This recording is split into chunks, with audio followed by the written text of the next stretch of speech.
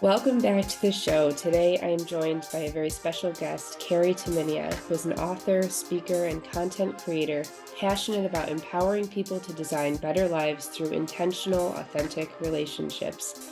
Welcome to the show, Kari. Thank you so much for having me. I'm really excited to be here. I'm so thrilled that we got connected because how perfect this is. Number one, just because authentic relationships is just your realm of specialty. So that gets me super excited. And second of all, just because you have a different perspective on this than some of my guests who I've had on so far. So I'm really thrilled to get to hear what that's like from your side. So tell me about the work you do and how you help your clients. Amazing. Yeah, authentic relationships absolutely gets me excited too. And I love when I meet other people who are like, yes, that's the thing.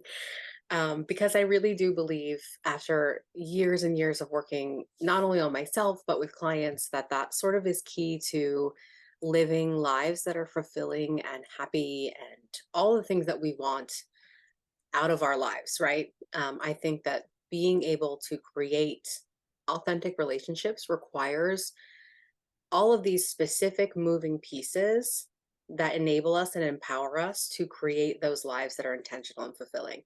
And it means so much to me to be able to help people do that. And the way that I do that is mostly through helping people master those things. So, master authenticity, master radical honesty no matter what, master boundary setting and communicating boundaries and enforcing boundaries, and really using those tools that they think are going to lead them to just really good relationships, and showing them that not only can they get really good relationships, but they can use those same exact tools to curate their entire life experience. Mm, And I work with a lot of women who tend to identify as people pleasers. Maybe they identify as codependent. They've just struggled with sort of dissatisfactory relationships for a long time, aren't really sure, know that there's something missing, don't know exactly what it is. And not only using those specific skill sets, and then I'm also I believe in somatic work, so I do a lot of EFT mm, tapping just to move energy. We do a lot of sort of developmental trauma work, internal family systems, matrix reimprinting, because a lot of those relational skills were actually meant to be learned developmentally as children, and most of us mm, just missed out on those. We weren't taught, they weren't modeled, no one talked about them, sort of, especially our generation, raised by kind of like boomers, and we just weren't given the tools that we needed, and so now we're learning them as women in our 20s, 30s, 40s, and we do have to go back and sort of address some of those missing pieces, some of the trauma that may have contributed to those learnings. So we do a lot of that kind of work as well, but it's all sort of lending itself to, hey, there are these specific skill sets that you feel like something's wrong with you, but they're very learnable. You can practice them mm. just like you would practice anything, and you can change everything, not just about your relationships, but about your life too. Yeah, yeah, I love that.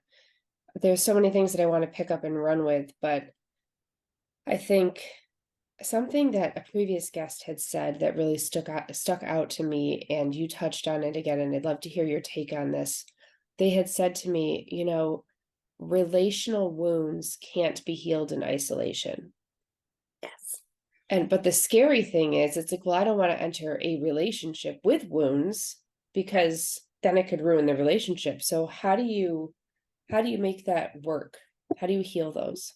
Yeah, I think that's really profound, and I absolutely agree. So we can't heal our relational wounds in isolation, and I would add to that that you cannot outlearn your relational wounds. So a lot of Mm, people I see get stuck in that habit of not just trying to wait to get into relationships until they're all better, quote unquote, mhm, but they also try to like gather as much cognitive information. They want to read all the books, listen to all the podcasts, watch all the TikTok videos, read all the Instagram posts, and they want to learn enough to get good enough at relationships to then be safe enough to get into a relationship. And the truth is that that's not how it works. mm, And the only way we can unlearn coping mechanisms heal our relational wounds, I always tell my clients, is through experience. Our brains, the way that they work, require evidence. They're evidence-based systems. We are evidence-based systems. Yeah. We have to practice in real life the things that we want to change. If you want something to be different in your life, you have to practice it in real life. Just like if I wanted to learn to like golf or play tennis or pick up a new hobby, I could read about it for a long time, but there's something profoundly different between reading about it and doing it. And so what I encourage my clients to do is a couple of things. How do we make that work? Because we don't want to jump into a relationship and then like burn it to the ground, right? Right. So I encourage a couple things. The first is I think that we have to unlearn the idea that we'll ever have to be good enough or healed enough to be in relationship.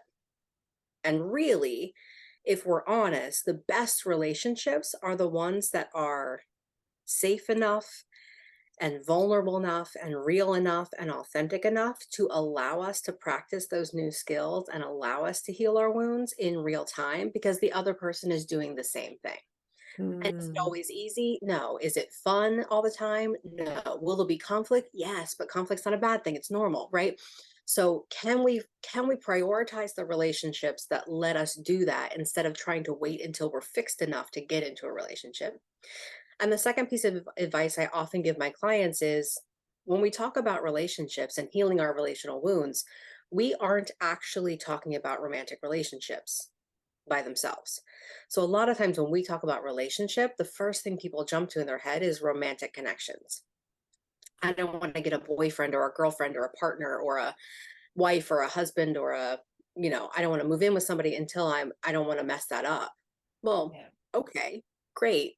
You have so many other relationships that you can use to practice skill sets that are not romantic relationships, your family relationships. A lot of us, those wounds originated with our family. They are the perfect people to practice with, right? Our friendships, all the way down to like, if we're going to be real simple about what relationships are, it's any interaction I have with another person Yeah. that serves a purpose, right? So I have clients who struggle deeply with boundaries, say, I hypothetically, and they're like, I don't know how to do this. I'm afraid to set boundaries.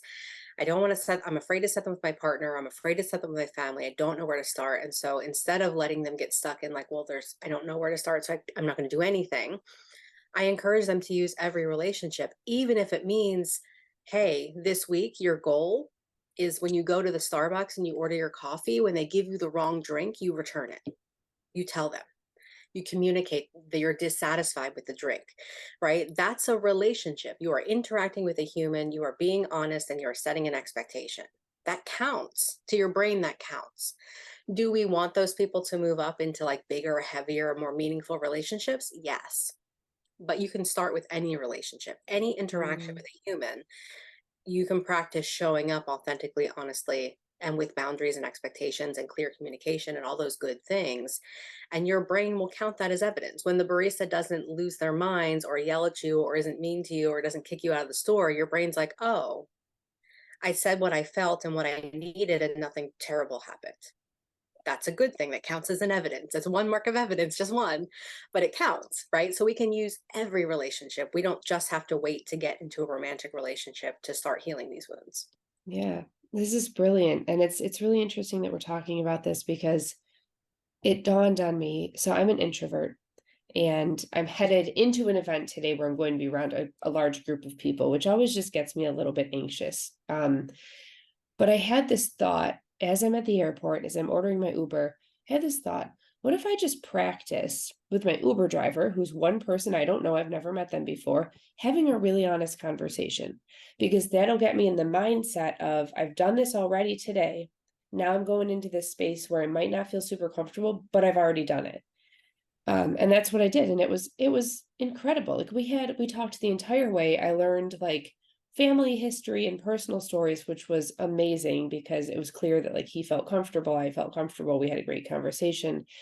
But this really illustrates what you just said about like, let's gather some evidence for this. And every relationship is an opportunity to practice. Like now we're friends on Instagram, you know? Yes.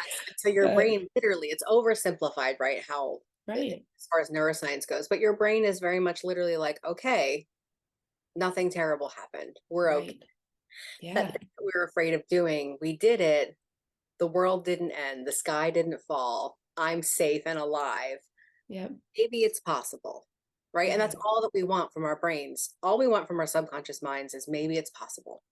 Because Mm. most of us have lived our entire lives thinking it's not possible. It's not possible to be myself. It's not possible to do the hard thing. It's not possible to have the relationship I've always dreamed of. It's not possible for me to not sacrifice my needs in order to get love. It's not possible. And we just need our brains to open up enough to say, maybe, maybe it is possible. And Yeah. that by itself will change so much. So when you have clients come to you who want to work with you, what is it kind of like overarching big picture that people come and they're looking for? Most of the time when clients come to me, they are looking for, they're looking to, most of my clients are looking to fix their relationship. Okay. They're unhappy, they're dissatisfied, they've had some sort of like realization that this relationship isn't fulfilling, I'm not happy, I can't do this anymore, I don't, and most of the time that's all they think that they want. They think they want a different relationship. And a lot of times, because I tend to work with people who fall on sort of the codependent side of the spectrum, we tend to other focus. And so they will be very focused on the behaviors or the patterns or the shortcomings of their partner and all the ways that they wish that were different. And through our work together, most of the time, we get to the place where we realize together that what they actually want has nothing to do with that relationship, and what Mm. their soul has actually been craving is being able to be who they really are. Mm. Because if we look at relational wounds, and it doesn't matter whether we're talking about attachment wounds, if someone is anxiously attached, if they're avoidantly attached, if they're Yeah. codependent, if they're people pleasers, like whatever relational wound shows up, all of those relational wounds have one thing in common. And that is that we learned most of the time when we were children that we had to be something we were not in order to ensure that we would be loved and accepted. And so we spend our entire lives in an inbuilt pattern of becoming, adapting, trying to be something we aren't. And what we really want when we get to that point where we're like, I can't, something is wrong, I can't do this anymore, something is not right here, and we think it's the partner, we think it's our marriage, we think it's our job, we think it's our whatever. What we The deepest desire, the one that we uncover, is, oh, you actually want to be able to be who you really are. You want to be able to be yourself honestly and authentically, and know that you have created a life experience, you've curated an experience where you will be loved and accepted and safe anyway.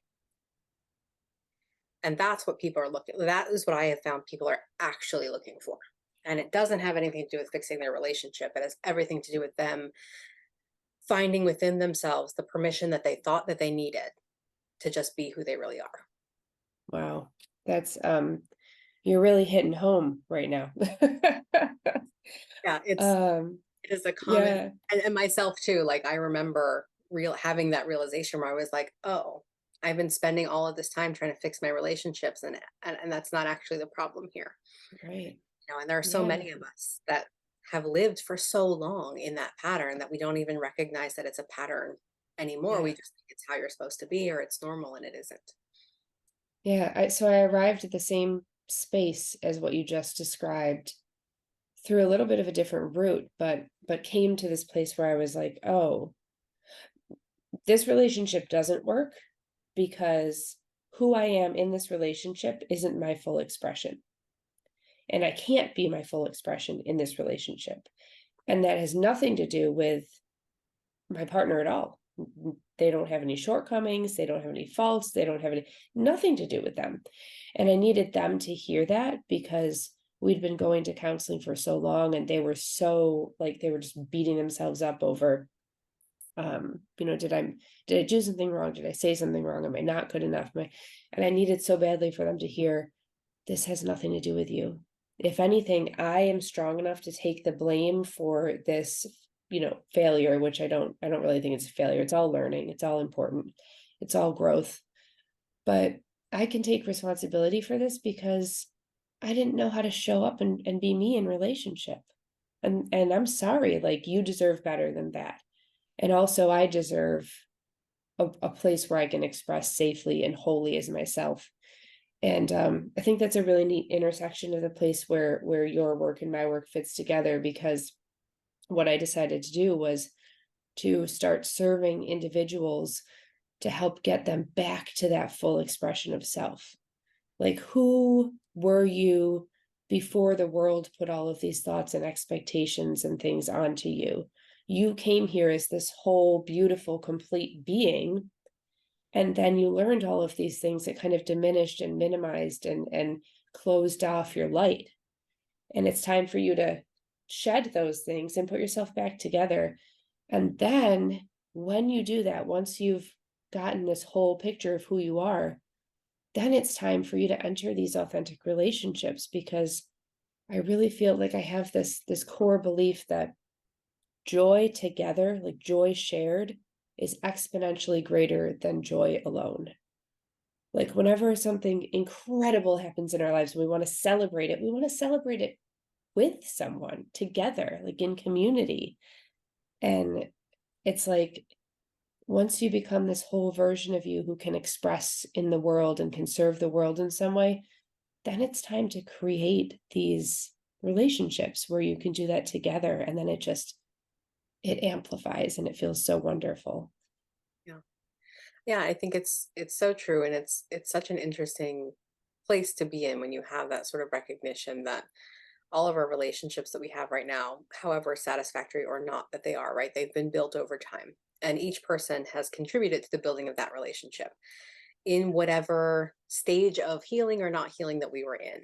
And so oftentimes one of the most challenging parts of healing those relational wounds is having the recognition or the realization that there are some relationships that are so built on each person being a specific version of themselves, that are so built on or require a specific way of showing up in order to function, that they can't be sustained into your healing. Yeah. And then there are other relationships that have the ability to adjust and grow. And so I never want my clients to think that, like, hey, when you go through this healing process, it means all your relationships are going to go away and you're going to start over. Yeah. Um, there are some that will, I've never ever, I think I've been doing this work with clients for just about a decade now. And I don't think that I've ever had a single person go through this type of an experience where at least one relationship in their life, it wasn't always their romantic partner, but at least one relationship did not end.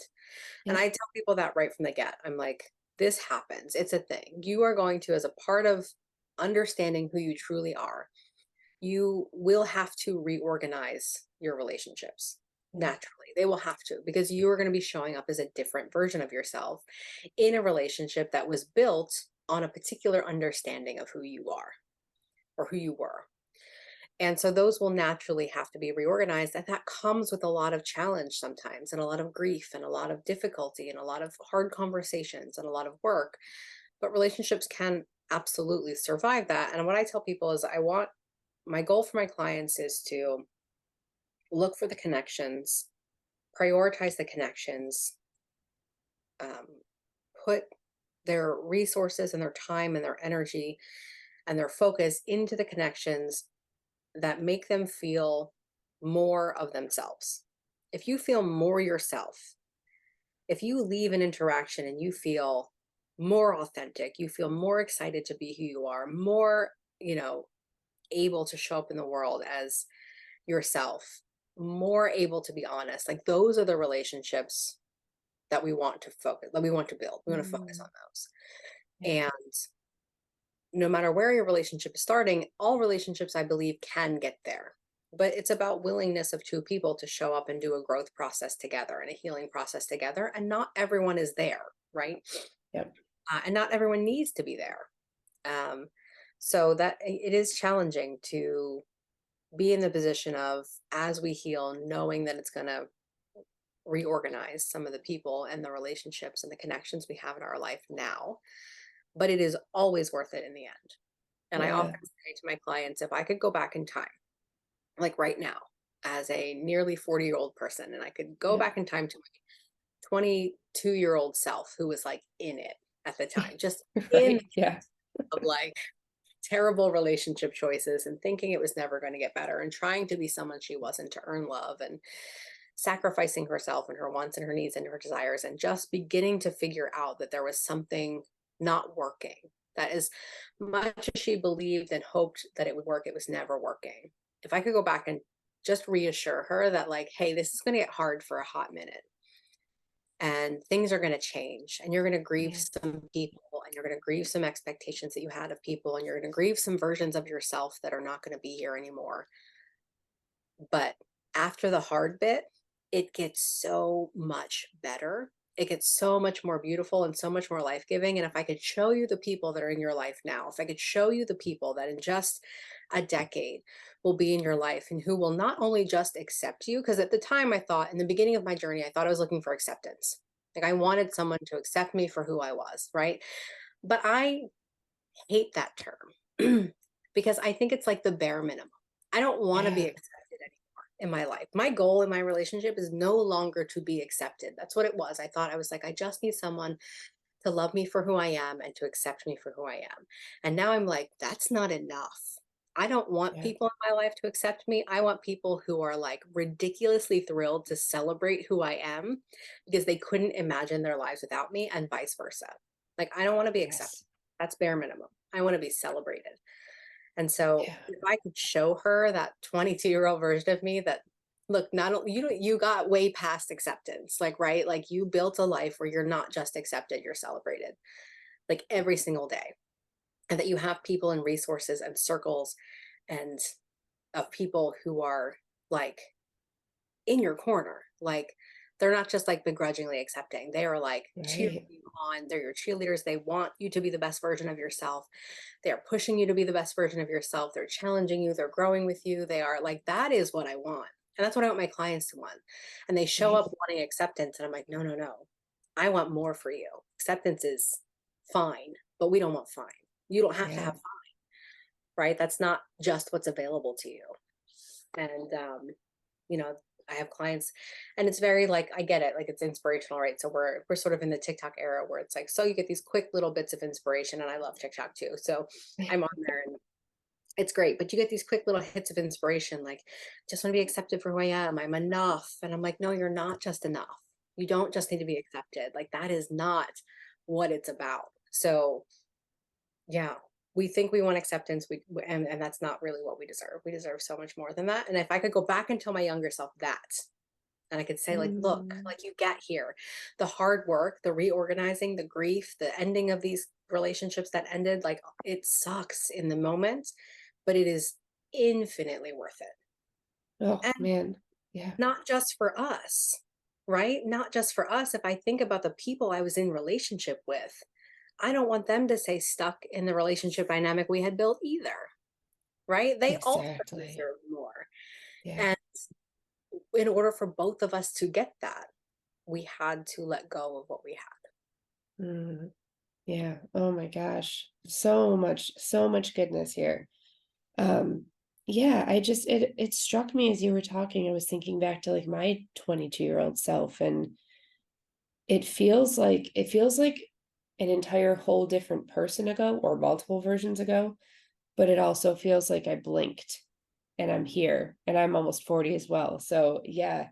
Um, but yeah, I don't something that I've noticed and that really struck me as I'm in this new phase of life now, in this whole new book of life, really, is that that version of me wasn't prepared for this level of relating and this level of being thrilled about being with people and being celebrated and being adored, and like I wasn't ready for that. I couldn't give that and I couldn't receive that.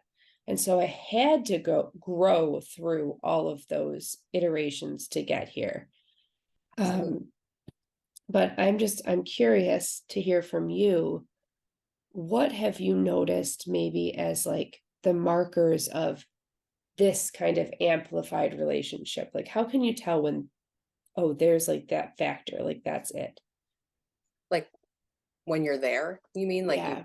gotten here? Yeah. Well, I don't believe that there's an arrival, right? So I truly Oh, believe for sure. I'm still in this process, right? So I'm still learning and unlearning. And I don't believe that like we ever get to the point where those old versions of us and all the beliefs they carry and the wounds that they carry and the limitations that they carry like ever just go away. Yeah. I like to think of it like we're all driving a bus through life, and I Hmm. haven't kicked anyone off the bus. They're all just sitting in the bus with me. And occasionally, some of them will try to get into the driver's seat, right? Whether it's my 6-year-old self who's like, dad left and I was felt rejected and sad, or if it's my 22-year-old self who was like thinking that she had to be someone she wasn't to get love, like whatever past version of me, like they're all sitting in the bus. And occasionally one will come to the front because of whatever's happening around me and be like, hey, like, and try to drive.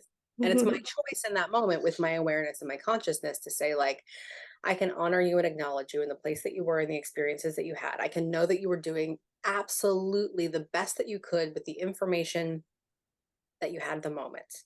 But I Yeah. don't have to let you drive the bus Yeah. anymore. And I think that for me, one of the biggest markers of these of being in this the place that I want my clients to get to that I feel like I'm in now is the ability to do that. Mm. And I watch my clients go through this process where like they're driving the bus through life, and when they come to me a lot of times they are very accustomed to just like whoever comes to the front is just driving the bus, right? And just act out in their life in whatever way is feeling like needs to happen. And then they get to the point where they recognize after the fact, right?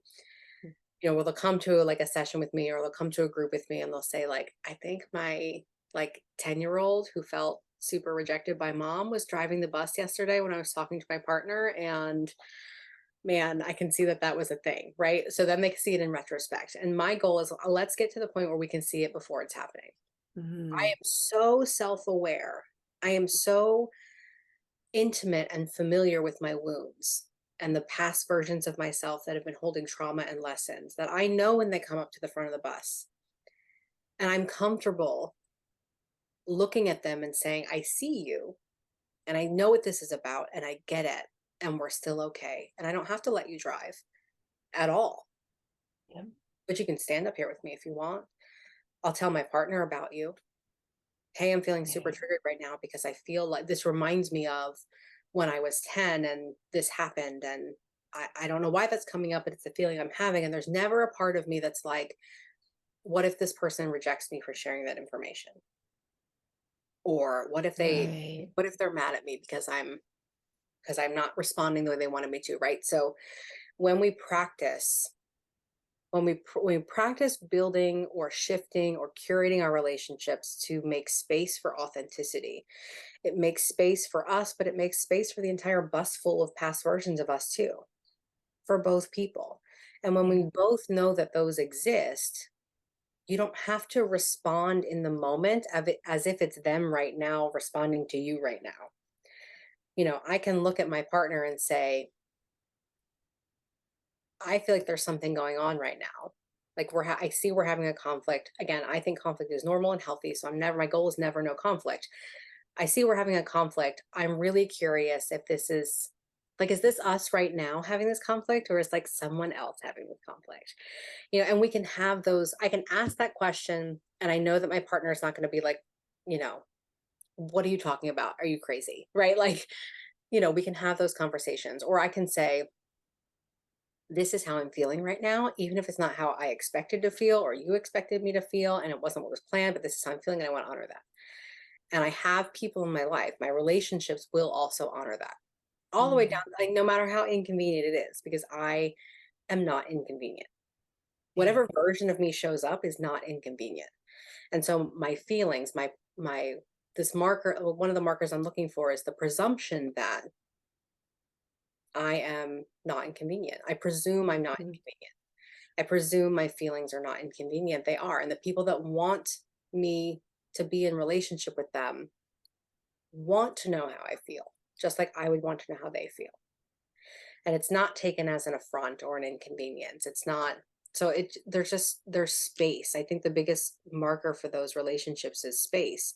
Space to be who I am, space to communicate my feelings, space for my whole busload of past traumatized versions of me to like be there if they need to be there, space for me to say it, and that's I think the biggest recommendation that I make to my clients, that seems, it's so simple, but it's not easy, is what would be different? How would your life be different? How would your relationships change if instead of internally trying to sort through everything that happens and everything that comes up and everything that you feel and everything that you observe and everything you're experiencing, to try and like respond or behave the correct way? What if you just said all of those things out loud to the people you're building a relationship with? What if you just start with telling them? And if you're afraid to tell them, just say that, right? Because they're like, well, I'm afraid. Then start with that. Yeah. I'm really afraid to tell you this. But right, what if we took all of that internal, because that to me, it's like attachment wounds, codependency, people pleasing, boundary issues, all of those again share this common theme of like, we other orient ourselves and we internally sort through our experiences. Mhm. We don't want to externally behave the wrong way or externally say the wrong thing or be the wrong person. And that's how we misinterpret behaviors. That's how we end up in Yes. conflict. It's how we end up living our lives responding to subtext, which is another skill set I teach my clients. It's how we angst and like have anxiety and like internal conflict and internal tension about like, the moment I get a client, and this is like the simplest example, who's like, I don't know whether to text the person or not. Like I want to text the person, but I don't know if I should text the person. Like, should I send the text message? My that is the simplest example of like, if you want to text the person, text the person. And if you're not sure that you should text the person, just say that in the text. Hey, I'm not sure I should text you right now, but I wanted to say this. That's the simplest practice of like, can you take all the internal angst you've been living with and move it outside Mm. and use that to build stronger relationships, so that you're building spaces that have room for all of you.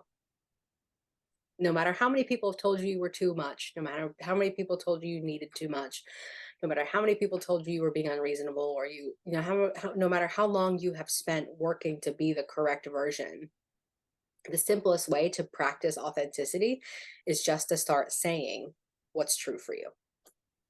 Yeah. Like, we want to be Yeah. authentic beings, and sometimes that's so abstract. I'm like, where do I start? You start by just saying what's true for you all the time. I say so frequently that simple and I mean, sometimes I say easy, but make it easy, make it simple. Make it, if you're thinking this thing, then just let that be what it is. Yeah. And I've had such a gift of getting to start to practice these skills in relationship, that I've seen how we've both said, "Whoa, this was really easy." Like, not that it wasn't difficult or scary or all those other things, but we'll just say, because I'm an external processor. So I will build stories, kingdoms of stories in my head. And they're usually really mean to myself. Yeah. And so when I started practicing and saying, hey, so this is the script I'm running right now, and this is why I'm feeling this way. And I just need to get it out because I want to hear what you have to say about it. And when you practice that and you see that the other person is like, oh my gosh, no, that's not what I was thinking at all. This is what I have going on. And I have all this stuff going on over here that's making me feel this way, which makes it look like I may be projecting those things onto you. And it has nothing to do with you or what you just said. And when we like externally process all that together, all of a sudden, like it feels like the image that I get in my head is like, we're these artists and we have all of these paints inside us, and we can either like throw the paint all over the walls inside of us and make this huge mess, or we can dump it all out, make the mess together, and then talk about what it is that we see out of that. And And it oftentimes sure, something yeah, that an entire novel is actually just a couple of yes, sentences in the story, yes, right? yeah, It's not just a couple of paragraphs, honestly. And it's the quickest right, way to get to creative solutions. yeah, So one of the goals in healthy relationships is can we collaborate on creative solutions? Because we're not always going to be in the same place. We're not always going to agree. We're not always going to need the same things. And if my inner 6-year-old is coming forward and my partner's inner 10-year-old is also triggered, like there's going to be things, but yeah, it's so you cannot co-create creative solutions together that work for everybody if you're both trying to do it internally, guessing what the other person is thinking, feeling, needing, or what they're motivated by, right? So the yeah, fastest way, if you want solution, you want resolution, the quickest way to get there is just to say it. right, Just put right. it outside of you so Yeah, that it you're not seems so guessing. obvious. So yes, but it's so It's so, challenging. And yeah, so many of us have been taught, we learned not to do that, yeah, and it's not yeah, a deficit. It's not a deficit. It's literally observational learning and experiential learning from childhood. So like when we're kids, our brains have two jobs when we're kids. The primary job is stay alive, right? So our brains right, are biologically driven to keep us alive. And the second job is learn how to be a bigger human. So just like we watch like kittens, like observe like big cats and they mm, practice and mimic the behavior and they learn how to be bigger cats by watching other cats. Like that's all our brains are doing. We're watching to learn how to be big humans and we're trying to stay alive. That is it. And so everything that we experience, learn, and observe in those formative years, that is that is how we are learning to show up in relationship now. And so whatever we're not doing correctly, right, is it's just an issue of mislearning, right? It's just an issue of I observed this thing or I experienced this thing as a child. My brain interpreted it this way and drew this conclusion because that's all our brains are doing is keeping us alive and drawing conclusions over and over and over again. And now I'm just practicing the same conclusion now. And so many people, every single client I work with has learned some version of like, don't be inconvenient, don't be too much, don't share too mhm, much, don't burden the other person, don't, and so we learn not to communicate our feelings and our needs and what's true for us for risk of hurt or rejection or um, punishment in some cases, or whatever our caretakers were dealing with, and however they would respond to our wants and our needs. And so we're taught not to take all that internal stuff and put it externally. And your brain genuinely believes this is how we survive. And so we have to this is where it comes all the way back to like that original idea of practicing. We have to practice that skill set. We have to practice the skill set of taking the internal stuff and putting it externally because your brain is still convinced that you might die if you do that. Right. yeah, And it's very dramatic. And again, there are really simple kind of like shifts you can make to practice doing that. Voicing the objection. So if you think about telling the person you're in a relationship with how you're really feeling and there's an objection that comes up, like my advice is always just say that first. Voice the objection first. That way you're mm, honoring and acknowledge it's not going to go away. You can't be like, oh, make it go away inside of you. So then you can feel confident and free to say what you want to say. Like that will never probably happen. So um, voice the objection first. So you honor it. And then you can say the thing, right? Or yeah, choose people as you're building your relationships, choose people who you know are safe first to practice that with. mm, I often use my own relationships as examples, especially when I'm teaching or I'm in a group. And one of the my formative relationships with my caretakers. So I was raised by my mother, my stepfather. They were very authoritarian, like very religious. My stepfather was actually a cop until I was 12. And he retired and became a minister, like an oh evangelical my, minister. I grew up in the strictest household possible. Like yep, and I was taught many of these things. And when I started this journey and I started to want to take those internal and put them external, I didn't start with them. yeah, Like that was not the place to begin, right? I started with people in my life who, like close friends or people who've been in my life for a long time that I trusted and felt safe with. Like because I wanted to build the evidence. I wanted to practice that the world wouldn't fall apart if I did this. And so I needed those to choose the people. Be intentional about who you're choosing to start this with. If you're brand new, I tell my clients, do not, like, whether we're learning to be authentic or be honest or set boundaries, like, do not start with the people who feel dangerous to you, whether they're literally dangerous and you are physically unsafe. Like, if you are in an abusive relationship that you don't yet have the privilege to leave, you don't start there. You don't start boundaries there. You keep yourself safe until you don't have to anymore. If your parents, like me, feel like they're the unsafe individuals to practice this skill with, you don't start with them. You don't have to. There's no merit in that. You just need evidence. Doesn't matter who it comes from, right? Start with the safe Mhm. people. Start with the people who are safe Yeah. and go from there. You go build the skill, but you can't build the skill by thinking about it and then being afraid to implement it, because you're trying to do it with the people who are scary, right? Yeah. Yeah. Yeah. Excellent. I'm just, so speaking of voicing objections, I know that I would have said, this previous version of me who's not in the place that I am now would have said to your question about, what if this person rejects me for sharing that information? I would have said, well, I know they're going to reject me. How do I find a safe relationship where I won't be rejected for sharing my truth? I have answers to this now because I'm in a different space, but I think a lot of people might say the same thing, like, well, this isn't safe, but how do I find this? Like, obviously I want to be in a relationship that feels safe, but how do I find that when I don't have it?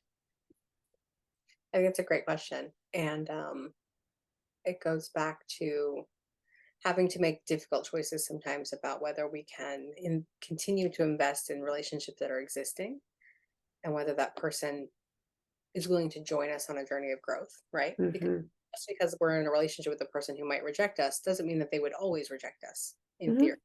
They have just as much potential as we do to realize the pattern and to want to change it. So that's still a possibility. And I would always encourage my clients to change how they're communicating, right? If you're in a relationship, if you're a client of mine and you're in a relationship and you say to me in a session, like, I know that this person is going to reject me if I tell them this feeling, you know, I would say to you, can we change the conversation around that? Because Mm. oftentimes, there are people in the world who will reject you and they know that they're rejecting you and that is their goal. And there are people in the world that are doing things that feel like rejection to us, and they aren't intentionally intending to reject us. Hmm. So can we change the conversation to be one about rejection? And then you'll get to this feeling, whatever is happening right now, right? Can we talk about Yeah. rejection? What that looks like.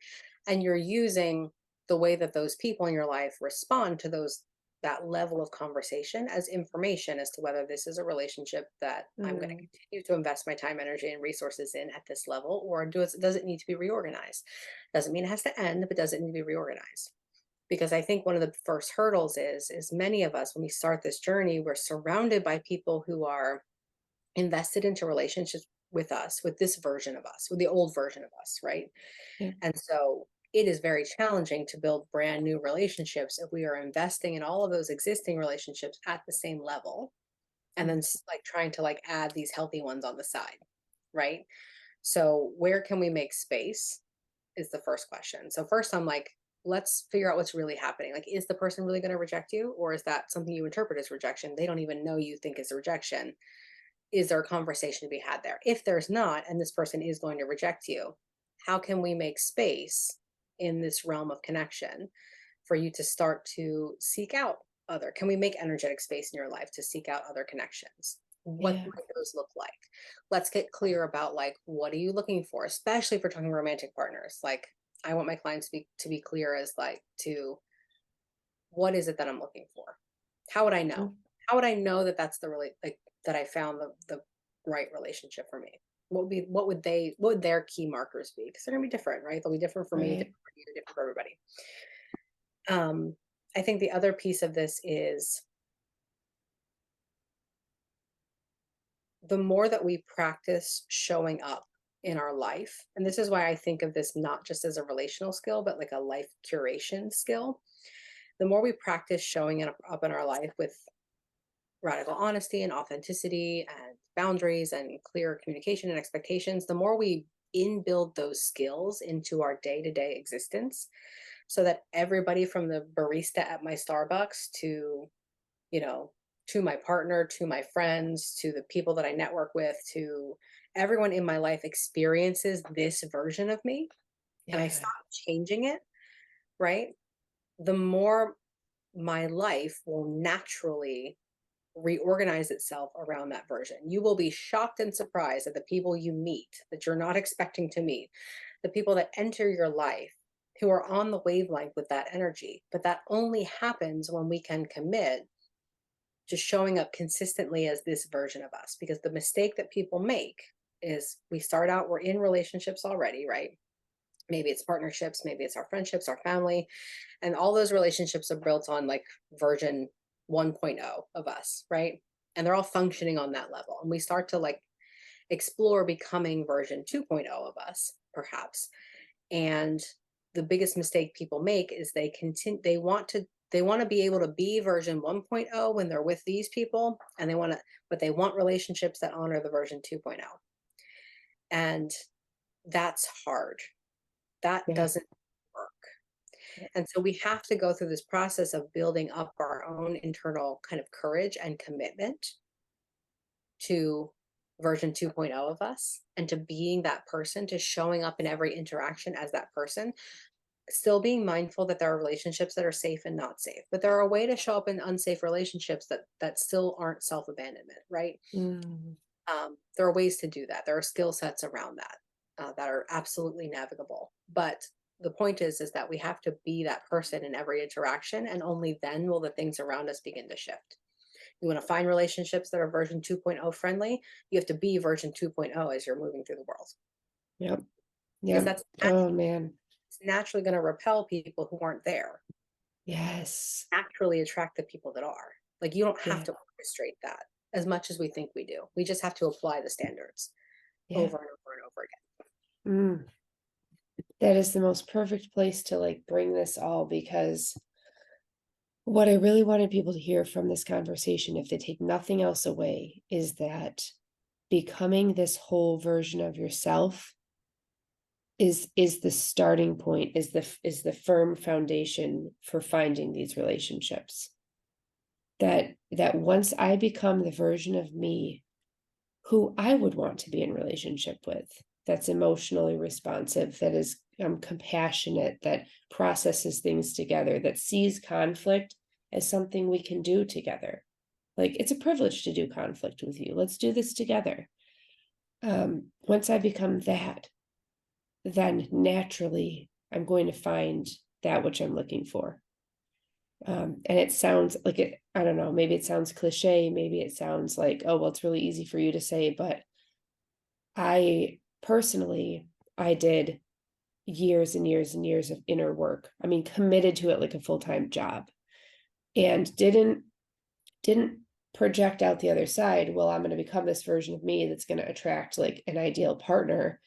I was married at the time, and I was just doing it because I just couldn't live with the version of me who I was anymore. I needed to hear my whole voice, and I needed to be able to speak that out into the world. I couldn't live one more day not doing that. And then when I did that, my spouse and I at the time, consciously uncoupled, but I didn't lose that relationship. It just shifted. It looks different than it did before, but it's not gone. And everyone said, oh, well, you can't do that. That won't work. And I said, watch me. Because when you speak compassionately, when you honor your truth, and when you honor the other person's truth too, and you genuinely just want what's best for both of you, you can do that. It is possible. And then I had someone totally unexpected show up on the scene who was like the version of me that I'd become. And because they showed up at the time where I could see them, what you just said happened. It was like, oh my gosh, this is what I've been looking for. Like, this is the, the person who, not that we're there, not that we've arrived or that we ever will, but that I want to grow together. Like, can we do this work together now that we're these versions of us who can say, oh, that was that version of me speaking, or let's talk about this because I felt this way, and I want to just put it out there with you and work on it together. Um, yeah, that's what this whole series is all about, is these relationships are possible, these friendships are possible. It's possible to heal family relationships too. And it's a ton of work, but I think it's the most worthwhile work that we could engage in. I really do. I agree. And like I said at the very beginning of our conversation today, it feels like you're doing relational work, but it really is your entire life. Like you're impacting your entire lived experience Yeah. by healing those wounds and practicing those skills. And I think that the issue that people struggle with the most is that they hear conversations like this about being that version of yourself, and sort of like those things will show up, and there's a little bit of this tendency to interpret that as like, oh well, again, I have to fix myself first and then I can have the Mm, relationships I want, or then I can be loved. And really it's not about that. It's about, because I think version 2.0 of all of us is just the version of us that's committed to growth. yeah. And is aware. I think it's about awareness. It goes from bringing things that were blind spots a little bit more into the light so we're aware of them. We don't have to work through them all or heal them all. My gosh. Like we said, you can't heal those on your own. But if But you're when you're aware, but if you're committed to growth and you're practicing that in your lived experience in the world, the people who are not committed to growth, just they're naturally not going to want to be in relationship with you. It's not about you exactly. have to be fixed first. It's just like you're on different, you're just on different wavelengths, right? They're just Yep. naturally not going to be able to seek out, they're not going to want to seek out, and they won't really be able to sustain a relationship with you. And the people who are also committed to growth and awareness are going to be able to. And so your relationships will naturally refine themselves to match where you are in your journey. And when you can find people who want to do the journey together, that is the mark of authentic relationships, I think, where we can both Beautiful. say, hey, I'm not perfect in this, you're not perfect in this, but we can figure it out together, Yep. for as long as that serves our best and highest interest, right? So Mm, thing, and it'll be great, and we'll have the experience, and we're going to learn and live and experience each other and have joy and all of those things, and you'll grow together or you won't, and either way it's fine because you're still growing. mhm. I want to put a exclamation point on what you just said.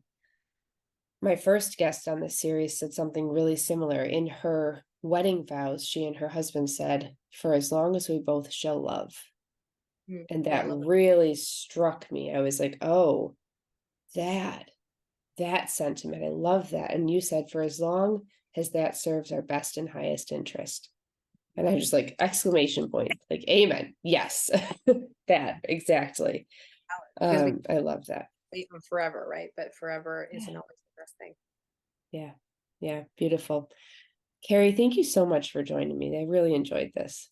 I really, really had a great time. I think this work that you're doing is amazing, and I'm so happy to meet other people who are endeavoring toward the same goals. Yeah, thank you. And I would love for you to shout out your book that's coming out in November. So tell me Yes, about it. November 22nd is the day that it will be available for purchase. It is called The B Word, and it is a book. It is a book all about not only a new understanding of boundaries, but having clear, explicit instruction for how to practice boundaries in your life, Mm, even in the face of criticism and not great responses, maybe from other people, and learning not to be afraid of that. And so mhm. I'm really excited about it. I think it's going to be an incredible resource that will really do, I think it what my goal was for it to accomplish what I talked about at the beginning of the podcast, where we can learn and learn and learn and learn.